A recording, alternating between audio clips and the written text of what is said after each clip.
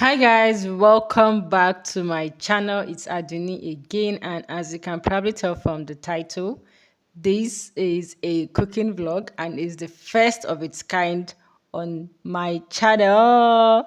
I'm making a goosey as a married woman for the first time. So let's cook together for my husband.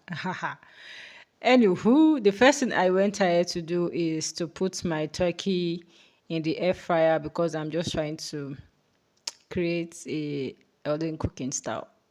Yeah. If people will tell you that turkey has no business in Egusi, don't mind them. Try it first before you listen to them, okay? If you're new on my channel, you're welcome. I am Aduni, a content creator based in Abuja, Nigeria, and I share vlogs like this, very interesting ones, in case you haven't seen any of my vlogs. And air tutorials, which I haven't shared in a while, but don't worry, we're coming back. And most likely you'll be seeing cooking vlogs like this once in a month. Like the food that I cook and taste well, you'll see them. Yeah. I won't post the ones that don't end up well.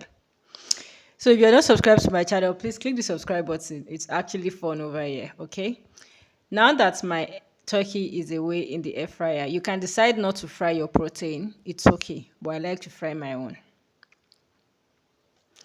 Now, I am using my new set of pots. If you haven't seen the unboxing of this pot set, it's in one of my vlog. I'll link it below. And someone once told me that to enjoy pots like this, you want to make sure that you cook on very low heat. But do I have that patience? I don't know. We'll see. So I just lit up the pot like for a very, very, very, very, very little minutes and went ahead with my palm oil. You want to make sure that your palm oil at least heat up for a while so that it doesn't taste uncooked when you're eating your food. Okay? Yeah. If you're not subscribed at this point, please. This is the point where you click subscribe. And make sure you like this video so YouTube can recommend it to every other person that would want to watch. So after pouring my palm oil, and I kind of think that the low heat that I was cooking with was not making the cooking process fast. But it's okay. This pot is the status and the health of this pot is very important. The next thing I went ahead to pour in my palm oil is locust bean. Make sure you rinse your locust bean. Those things comes with dirt and stones, okay? So make sure you rinse it. I rinsed mine. Not because I didn't show you, I rinsed mine. Honestly, I did. So this is actually just, me really trying to, what's the word? To document every step of my new life and to make it um, memorable. Yeah. So I vlog like when I'm cooking once in a while. And if you want to see more cooking videos, you actually have to make sure you like this video. So now that I am frying my egusi and I'm just frying it up a little bit, not too dry that it will not get burnt. But it can't even get burnt in this kind of pot, I think. I'm not sure. Now I am just giving it a stir all together. If you don't want your egusi to scatter like my own, you probably would not stir it. You would let it fry up very well. But I feel like if you want a more detailed cooking tutorial, you should come back again. So now that I remember one time I was cooking egusi. I cooked egusi and I didn't remember to add pepper.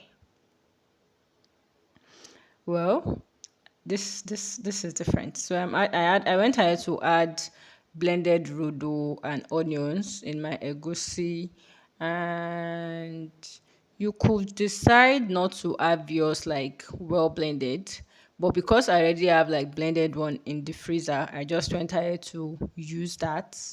So you could decide to use egusi rodo and onions and not have it smoothly blended. Do you understand? Yeah. Now I am adding all the condiments, all the, you know, pomo, fish, any protein you want to add at all, crayfish, anything you want to add at all. I'm not really a big fan of crayfish. I don't know why. I just don't like it. Not that I can't eat it, but I just don't like it. I'll prefer not to have it. I also added goat's meat, you know. I want all of the yummy, yummy, yummy, yummy, and all of the yummy sweetness. So the water I am adding is just from what was left over from mixing my egusi or from making my egusi paste.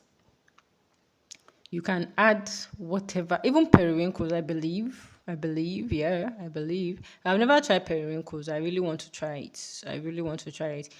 When I was in school, I always see my friends from the East use it a lot. But because I'm not very adventurous with food, I never tried it. So I let it simmer. Is that the word? Hey, God. I let it sit on the fire for a little while, maybe like 5 minutes. Just use your discretion, okay?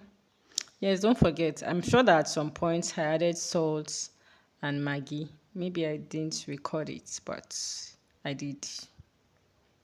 I did, okay? I did. So make sure you add your own too. Well, we left it to actually simmer for a bit. Then I came back to add my vegetable.